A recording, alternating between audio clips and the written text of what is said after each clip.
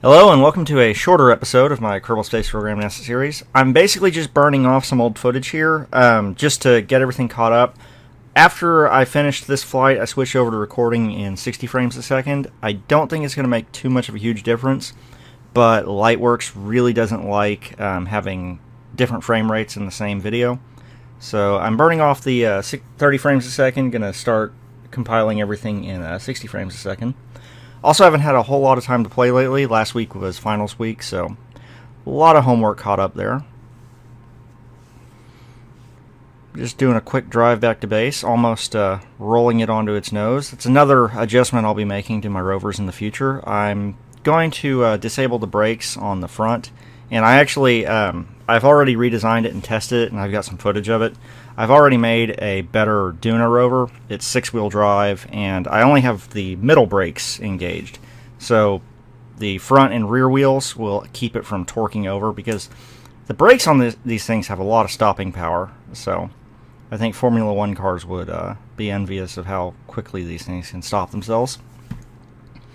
But also been fighting some congestion, so if I sound really weird, I apologize in advance. And this ground pylon was originally going to be a 4th solar array, but we're getting along fine with 3. The main issue is not generation, it's storage. So we're going to put our 4th solar array on the back burner and keep that on our rover for recovery purposes. Go ahead and plug this thing in for the night. And with the batteries of the rover added, it can just barely make it through one lunar night. So, to an extent, my energy problems are solved for now, at least for this mission. I'm still going to have to bring down a battery pack because when the rovers are off on a mission, the base isn't going to have power. So, I also think I'm going to add a probe core to the battery pack when we bring it down, because to turn off the base lights so it can make it through a lunar night, I have to switch over to the rover.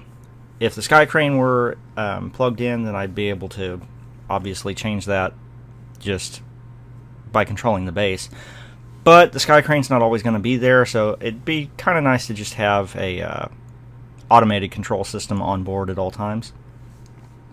Like I said, this episode is really short. I'm just burning off my 30 frames a second footage. I've got a lot more shot in 60 frames a second, so this isn't technically going to be episode 20, hence the kind of asterisk there. Just finishing off what I've got with the base, and I figured I've got the extra battery power on the lander, so we're going to go ahead and plug that in also. More battery power never hurt anybody. But I am hoping to get the full episode 20 up, maybe not tonight, hopefully by end of tomorrow.